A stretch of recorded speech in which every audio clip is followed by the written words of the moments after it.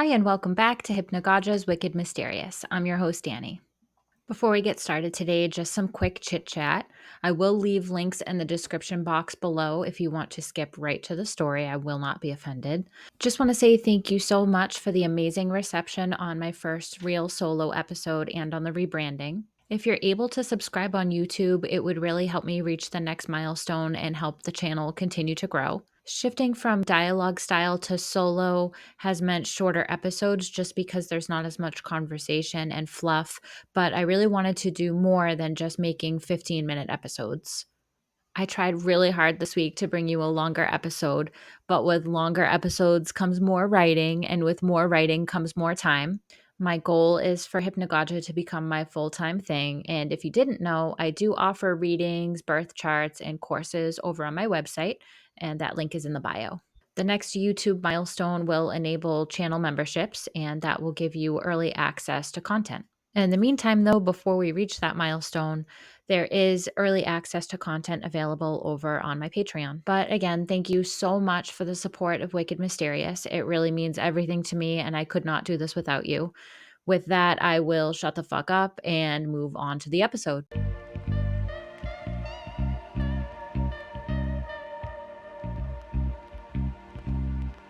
In the backwoods of Kentucky, where the stars shine a little brighter and the nights are just a little bit quieter, a small farmhouse became the unlikely stage for one of the strangest encounters in American history. This encounter ended up being the inspiration for the Gremlin movie franchise. Was the Sutton family under attack from beings from out of this world? Or was this just a case of mistaken identity involving some very confused owls and a whole lot of moonshine? Either way, whatever happened in 1955 is still baffling today. So buckle on up, because tonight we're unraveling the mystery of the Kelly-Hopkinsville Encounter, one goblin at a time. Let's get into it.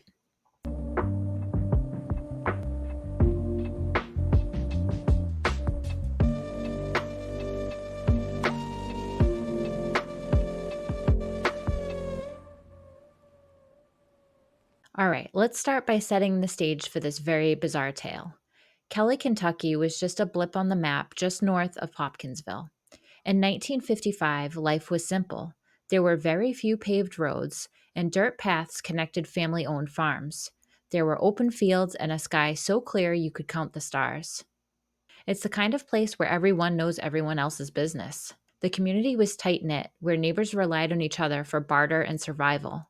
Kelly had the typical religious focus, as most southern towns did, and they were very skeptical of the paranormal. It was quiet, peaceful, and completely unprepared for what happened. The story surrounds the Sutton family. Cecil, also known as Lucky Sutton, was the kind of guy who probably earned his nickname. He was tough, hardworking, and not one to shy away from a challenge. Some sources do call him Elmer Sutton, but in the newspaper article we're going to read together, they do call him Cecil. He was home with his mother, Glennie, and her 4 children from her second marriage: Lonnie, who was 12, 10-year-old Charlton, Mary, who was 7, and an unnamed 3-year-old child. Lucky's wife Vera, his brother JC, and sister-in-law Arlene, along with Arlene's brother O.P. Baker, were all visiting. Also visiting that night were a couple of friends, Billy Ray Taylor and his wife June. Mr. and Mrs. Taylor, along with Lucky and his wife, were traveling carnival workers. But other than that, they were just your typical Kentucky family, God-fearing, moonshine drinking, and absolutely not expecting to have a run-in with a bunch of goblin owl alien guys.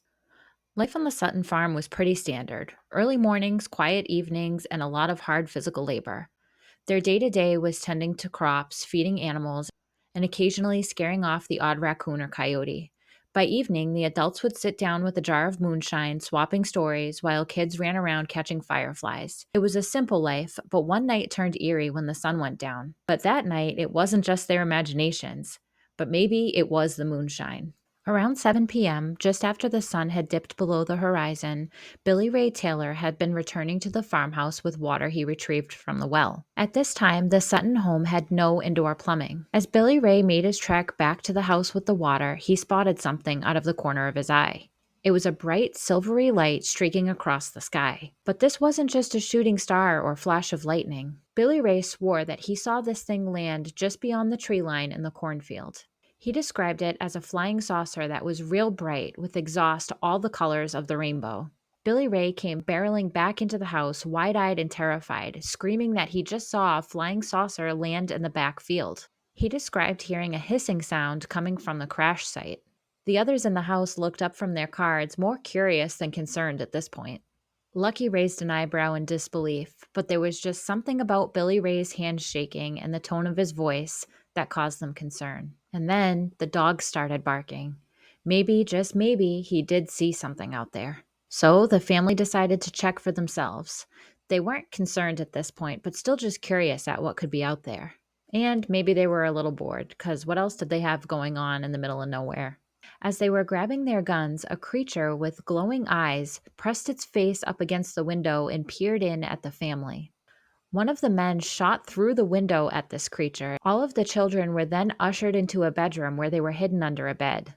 Then, armed with flashlights, rifles, and a whole lot of courage, the group headed out to investigate. As they approached the field, something moved in the shadows. It was a small metallic figure about 3 feet tall with glowing eyes and long arms. It had talons that almost touched the ground. It was like something out of a sci-fi movie, except this was in their own backyard. These weren't your typical little green men. Their bodies seemed to shimmer, reflecting the light from the flashlight. Their eyes glowed a bright yellow like a cat's eyes in the dark, and they moved in strange, almost mechanical ways, floating just above the ground without making a sound. It was like nothing the Suttons had ever seen before. The men opened fire. Bullets flew, but instead of dropping, these creatures bounced back almost like they were made of rubber. The shots echoed through the night, but the goblins kept coming. It was like a bizarre game of whack-a-mole, except these moles were bulletproof gremlins from outer space. You might be wondering why they didn't just run away, because I would have. But the Sutton and friends were a really tough bunch. They really felt the need to protect their land. So they kept shooting, kept yelling, and kept trying to make sense of what was happening. But the creatures didn't exactly act like you'd expect invaders to act. They didn't attack, they didn't even seem scared. Instead, they floated around dodging bullets with ease, almost like they were toying with the Suttons. One of the creatures reached down from the roof and grabbed Billy Ray's hair. The creatures seemed more curious than anything. It was as if they were studying the family, and they too were trying to figure out what was happening. The standoff lasted for what felt like an eternity, with the creatures disappearing into the darkness before reappearing in a different spot. The Suttons were running low on ammo and even lower on nerves. But they held their ground, determined to protect their home at all costs. It wasn't until nearly 11 p.m. when the creatures finally retreated into the darkness, disappearing as mysteriously as they came.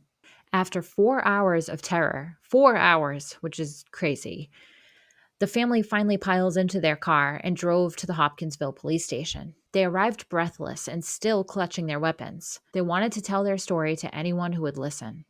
The police would normally hear a story like this from a bunch of pranksters, but taking one look at the faces of the Suttons and they realized that something strange must have gone down. The police even measured Lucky's heart rate, which was 140 beats per minute, almost double the normal resting heart rate.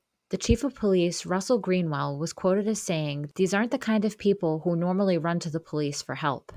A group of 3 officers, along with Chief Greenwell, accompanied the family back to the farm. When they arrived, they found evidence of a battle, bullet holes in the walls, broken windows, and a yard that looked like it had been the site of a small war. But there was no sign of the creatures. No footprints, no blood, just a strange metallic smell lingering in the air. The officers did a thorough search of the property and could find no explanation of what the Suttons had seen. And just like that, the story was out. By the next morning, an article was written in the New Kentucky Era. The article was called "Story of Spaceship, 12 Little Men Probed Today." Kelly Farmhouse, scene of alleged raid by strange crew last night. Reports say bullets failed to affect visitors. All kinds of investigations were going on today in connection with the bizarre story of how a spaceship carrying 12 to 15 little men landed in the Kelly community early last night and battled occupants of a farmhouse. Most official of the probes was reportedly being staged by the Air Force. More than a dozen state, county, and city officers from Christian and Hopkins counties went to the scene between 11 p.m. and midnight and remained until after 2 a.m. without seeing anything either to prove or disprove the story about the spaceship and its occupants. Wow, what a run-on sentence. Okay. The farmhouse is located on the old Madisonville Road, about 8 miles north of Hopkinsville. The property is occupied by Cecil Lucky Sutton, one of those who reported experiencing last night's phenomena. There were some 10 to 12 persons at the house, including several children, but investigating officers were not able to determine exactly how many of these present actually claimed to have seen any of the little men from the spaceship. The only other person whom officers quoted directly was identified as Billy Ray Taylor. One account said Taylor is a visitor from Pennsylvania, which recently had a similar report of a spaceship. Neither Sutton nor Taylor was at home when the officers returned to the scene the next morning. The story broke around 11 o'clock last night when two cars, one bearing a Pennsylvania license, drove up to Hopkinsville Police Headquarters. Officers then at the station said that two autos contained at least 5 adults and several children. All appeared highly excited. Spokesman for the crowd told of how something resembling a spaceship or flying saucer had landed in the back of their house near Kelly, and 12 or 15 men, who appeared to be about 4 feet tall, had got up out of the ship and come to the house and done battle with the occupants. "We need help," one of the men said. We've been fighting them for nearly 4 hours. Four city police, Chief Russell Greenwell, T.C. Gross, Doris Francis, and Gray Salter, drove to the scene to see about the little men. By radio, contact was made with State Troopers R.N. Ferguson Jr. and G.W. Riley, and Deputy Sheriff George Batts, all of whom joined the motorcade to Kelly in their own vehicles. 4 MPs also went. I think MP is military police, right? So interesting. The radio discussions also brought 2 Hopkins County deputy sheriffs and at least 3 state troopers from the station at Madisonville.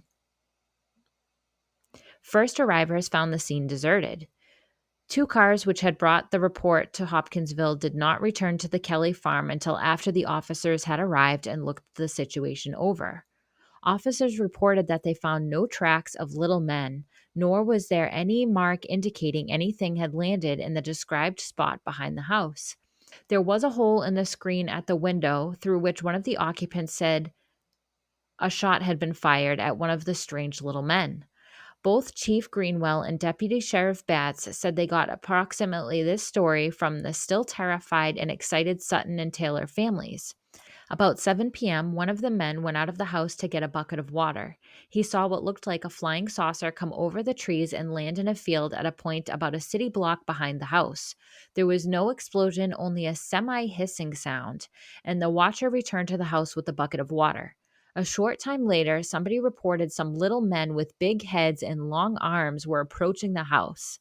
The men were described as having huge eyes and hands out of proportion to their small bodies. The visitors were wearing what looked like to be a metal plate.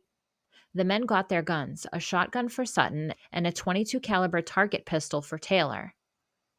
By and by, one of the little men pressed his face against the window and the shotgun was fired through the window. The face disappeared.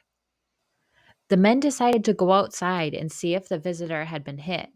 Taylor was in front when he emerged from the front door. A huge hand reached down from the low roof above the door and grabbed him by the hair. They said hand, not talon, so remember that. He pulled away and the 2 men went on out of the house. One of the strange little men was in a nearby tree, another on top of the house.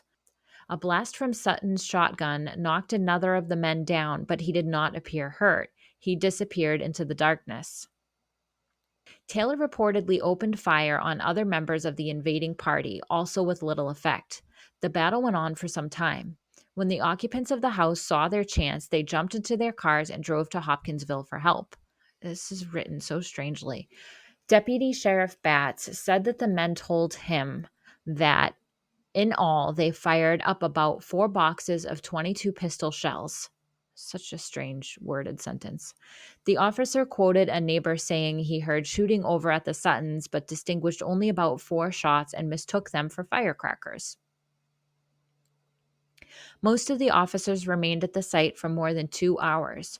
During that period, there were approximately 25 persons at the scene. Only excitement during the period the officers were there came from when an MP happened to step on a cat's tail while walking in the darkness near the house. The cat let out a squall, and for a few seconds there was much activity and scurrying around on the part of those present.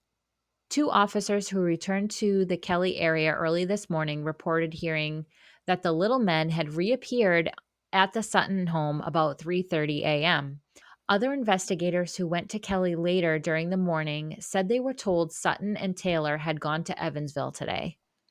Officers who visited the scene during last night's excitement were reluctant to express any opinion today in regard to the reported invasion of Kelly. All officials appeared to agree that there was no drinking involved. Only outspoken comment came from Frank Dudas, City Police Desk Sergeant, who was not on duty last night and has not visited the scene so far. He said, "I think the whole story is entirely possible." Sergeant Dudas was one of two city policemen who reported seeing three flying saucers early one morning last summer. He said, "I know what I saw. If I saw them, the Kelly story could certainly be true." Very interesting article. The farm was swarmed with reporters, photographers, and UFO investigators, all hoping to get the scoop on the aliens in Kentucky. The Suttons, overwhelmed by the sudden attention, found themselves the center of a media circus. Everyone wanted to know what really happened, but nobody had any answers. As with any strange story, opinions were divided. Some folks believed the Suttons without question, convinced that they really did have a close encounter with creatures from another world. Others were more skeptical, thinking that maybe the Suttons had been hitting the moonshine a little too hard that night. Despite all the jokes about moonshine, police said that no one involved appeared to be drunk, nor was there any evidence of drinking at the scene. It's believed that this rumor started from neighbors making assumptions. Glennie Langford, Lucky's mother, was quoted as saying, "The lies they told about us. They said we were drinking. The aliens looked like 5-gallon gasoline cans with a head on top and small legs. It was a shimmering bright metal like on my refrigerator." But one police officer from a neighboring town named Arthur Kanzler said in a 2003 interview he knew for sure that somebody on the scene was drinking. He describes arriving on scene to see somebody from the Sutton family throwing a cat at a screen door to scare the people inside. In a quote from the New Kentucky Era, he said, "When I saw the Sutton's daughter reach up and pull that cat off the screen and I heard the cat scream, I knew that it was the Martian." How a cat screaming could be confused for a Martian, I don't know, or why somebody would throw a cat like the old lady from The Simpsons. But Kelly resident Joanne Smithy was also quoted as saying, "We laugh at the idea that they were drunk because Glennie Langford did not allow alcohol or even cursing on her property. The Suttons were a very quiet, trustworthy family." The day after the encounter, Langford had provided a handwritten account. This account was stamped by Charles N. Kirk, first lieutenant at the U.S. Air Force, on an unknown date. This account reads, "My name is redacted, but it was one of the Langfords. Age 50, and I live at blank, Hopkinsville, Route 6, Kentucky. On Sunday night, August 21st, 55, about 10:30 p.m., I was walking through the hallway, which is located in the middle of my house, and I looked up at the back door, south, and saw a bright silver object about 2.5 feet tall appearing round. I became excited and did not look at it long enough to see if it had eyes or move. I was about 15 or 20 feet from it. I fell backward, and then I was carried into the bedroom. I think this is kind of believable. I don't know about you, but I have been so scared that I've fallen over. So I could totally see this happening to somebody. If I saw a monster creature thing in my window, I would probably fall over too. But he says, "My two sons, blank, age 25, and his wife, blank, age 29, somebody age 21 and his wife, somebody 27, and their friends, blah, blah, blah, age 21 and his wife, 18, were all in the house and saw this little man that looked like a monkey. Monkey. At 3:30 a.m., I was in my bedroom and looked out the north window and saw a small silver shining object about 2.5 feet tall that had hands on the screen and was looking in. I called for my sons and they shot at it and it left. I was about 60 feet from it this time. I did not see it anymore. I have read the above statement and it is true and it is true to the best of my knowledge and belief. And then it's signed by a witness, as well as Langford himself and the U.S. Air Force lieutenant. My light over here is changing color by itself. All right, so theories. There were lots and lots of theories. Some people thought that these creatures were actually aliens, and others thought they might be some sort of undiscovered new animal. And still others thought that they were owls with their glowing eyes, and their wings made them look like they were floating or something to that effect. So, what actually happened that night? Was the Kelly-Hopkinsville encounter really an alien visitation, or was it just a case of an overactive imagination mixed with a healthy dose of fear of little green men? Let's break down some of these theories that have been floated over the years. First up is the alien theory. This one is the most obvious. Maybe the Suttons really did see extraterrestrial beings that night. The description of the creatures certainly fits the bill for something otherworldly. Those large heads, glowing eyes, and the floating movement don't exactly scream earthly origin. The fact that multiple witnesses saw the same thing adds some weight to this theory. The fear of the unknown was strong in 1950s United States.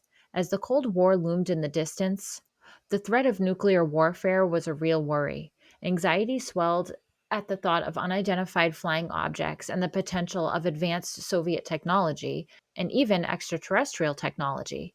Though it seems like it was so very long ago, even back then, it was very well known that our government was secretive about cover ups of technology from extraterrestrial or unknown origin. UFOs had a massive cultural impact at the time. The space race was a Cold War era competition between the United States and the Soviet Union to achieve significant milestones in space exploration.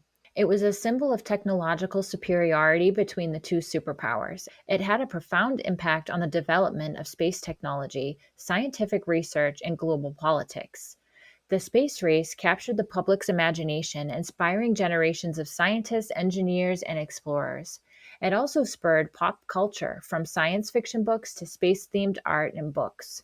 The Day the Earth Stood Still was released in 1951, and The War of the Worlds was released in 1953. So flying saucers were never far from the public's mind. There was another huge cultural impact. If you've listened to this podcast for a while, you'll know how cool I think George Van Tassel is. If you haven't heard that episode, I'll briefly explain who he was.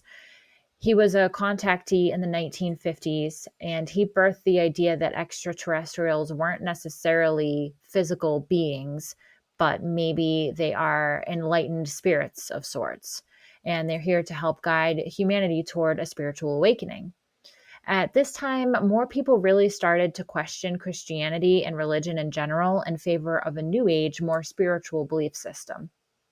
During his meditations, Van Tassel was repeatedly contacted by extraterrestrial beings. They warned of humanity's demise if the United States and other world leaders continued testing nuclear weapons.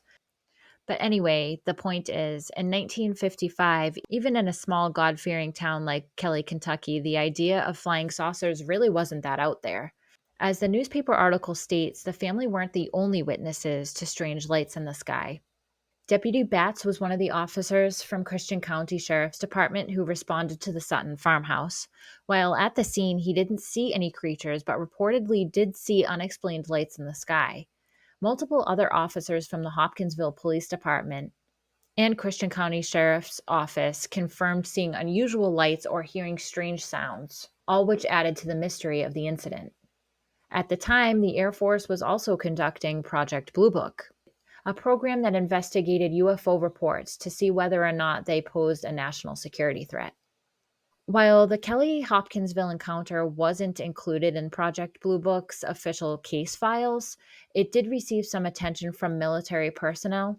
Although the Air Force was not called in the night of the encounter, the case garnered attention from them due to the public and media coverage. Fort Campbell, a nearby U.S. Army base on the Kentucky-Tennessee border, was repeatedly contacted about the incident. There are many unconfirmed accounts that military personnel from Fort Campbell might have visited the Sutton farmhouse following the incident, but there's no official Air Force or military record on that. But they tend to lose things, so Who knows? The incident quickly attracted attention from the public because of the media circus it caused. It gained the attention of UFO researchers and some government personnel due to the bizarre nature of it. The Air Force had been dealing with numerous UFO sightings during this period and was responsible for maintaining a public stance of skepticism. They treated most UFO reports, especially ones with limited evidence, as misidentifications of natural phenomena or hoaxes. In fact, it was the Air Force themselves who floated our next theory: owls. Some skeptics have suggested that these weren't goblins at all and they were nothing more than great horned owls. This theory is not as exciting as aliens, but in my opinion, it's the dumbest theory we've ever heard and wicked mysterious yet. The first thing that comes to mind is that owls aren't made of metal. This doesn't explain the creature's apparent invulnerability to bullets, but all right. This really makes me wonder if Michael Peterson of The Staircase got his story from this story. He claims his wife died falling down the stairs after an owl attack. And in all honesty, that sounds much more believable than owls being to blame for the attack at the Sutton farm. Great horned owls are solitary animals and do not travel in bands of 10 to 12. Furthermore, the only likeness they had to these creatures was their yellow eyes and talons, and those are traits that are not specific to owls. These people were outdoorsmen and farmers, and assuming they wouldn't know what a bird was is about as insulting as saying that they were hallucinating from booze.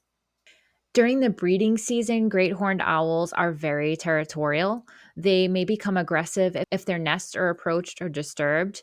This is the most common time for attack on humans or pets. During the breeding season, great horned owls are especially territorial. Also, breeding season is in January or February, not in August. So, an attack in August is just not very likely. And even if there was a nest nearby, and even if they were attacked by owls, like I said, they're defensive. This wouldn't last for 4 hours. Great horned owls also have huge talons. And even though the creature pulling Billy Ray's hair could have been an owl, these attacks are usually brutal. They scratch their victims, leaving them with deep abrasions. Not a single witness on the farm that night was injured. Owl attacks on humans are extremely rare and most often happen when somebody tries to rescue an owl. So I think it's safe to throw out this theory. There's also the idea that this whole thing was a hoax or a case of mass hysteria. Maybe Lucky and Billy Ray were playing a prank that just got out of hand. Or maybe the fear of the unknown turned a couple strange sights into full-blown aliens. But again, just like alcohol doesn't cause hallucinations, mass hysteria doesn't really either. It usually involves physical symptoms like dizziness, headaches, and fainting. In even rarer cases, it can involve psychological symptoms such as anxiety attacks or uncontrollable laughing. But very rarely do they involve completely made up imaginary hallucinations. A lot of people believe that this was a hoax because the Sutton family later tried to profit off their story. Some sources say that they charged admission to come to the farmhouse, but this wasn't until after spectators were coming in droves. It seems like the Suttons, by all accounts, were a hardworking, trustworthy family. Maybe they just took the opportunity that fell from space into their lap and tried to make some money off of it. Why shouldn't they charge admission? But here's the thing, whether you believe the Suttons or not, the Kelly-Hopkinsville Encounter has become a legend. It's one of those stories that captures the imagination and makes you wonder what's really out there. And for the people of Kelly and Hopkinsville, it's more than just a story, it's part of their history, a reminder that sometimes truth is stranger than fiction. Now, I know somewhere in one of our old episodes, I did discover where the phrase little green men came from, but for the life of me, I can't remember. I even searched through all of my old episode notes and I couldn't find it. I know it was briefly discussed in the Ingo Swann episode. And if you don't remember or haven't heard it, Ingo Swann was a psychic and he was a remote viewer. He was asked to remote view the moon by the CIA, so he says. And when he did that, he found that there are little green men, actual little green men, living inside the moon, is what he said. And they were involved in some sort of mass mining operation on the moon. But the phrase does predate the Kelly-Hopkinsville encounter. It dates all the way back to the 12th century from the story of the Green Children of Woolpit. Despite the fact that the Kelly-Hopkinsville creatures were not even green, the Little Green Men label stuck to them and spurred the annual Kelly Little Green Men Days. This festival took place every third weekend in August in the Kelly Station Park, a quarter mile from the old Sutton farm. The festival appears to have started in 2005 as a celebration of the 50th anniversary of the encounter. It looks like the festival stopped for a while before starting up again in 2010 and ran annually for another 9 years before stopping for good during the pandemic. At one time, there was a giant UFO placed in the park to commemorate the history of this strange invasion. The Sutton Farm is still on privately owned land and has never had a historical landmark sign. The UFO was eventually replaced by a plaque of the Ten Commandments. What a switch up. It seems like some people were not happy with the festival to begin with. One Facebook user commented on a post about vandalism of the festival property, saying, "I'm sorry, but it seems like those hundreds of dollars could be put to better use than celebrating an incident fabricated by some moonshine. More to the point, Kelly has a more vibrant history than some stupid alien story. I abhor this vandalism, but I can't sympathize with the direction of those funds. But do what you do. It's your community. I have no say. I don't live there." The Kelly, Kentucky community Facebook page was last updated on August 21st, 2023, after a 4-year hiatus, saying, "People are still talking about the Kelly Little Green Men Days Festival and want it to return. It was fun for all. Unfortunately, the festival is unlikely to return. Sorry, folks." The Kelly-Hopkinsville encounter remains one of the most compelling and bizarre cases in UFO lore. Whether it was a genuine encounter with extraterrestrial beings or just a case of mistaken identity, it's a story that refuses to fade away. And maybe that's because deep down we all love a good mystery, something that makes us question what we think we know about the world. Geraldine Sutton Sith, Lucky's daughter, said it best. "There are a million stars and planets in the universe. I can't possibly believe that ours is the only planet with life." Very well said, Geraldine. With that, I hope you enjoyed this episode of Hypnagogia's Wicked Mysterious. Please give the video a like and subscribe, and of course, let me know what you think in the comments, and I will talk to you soon.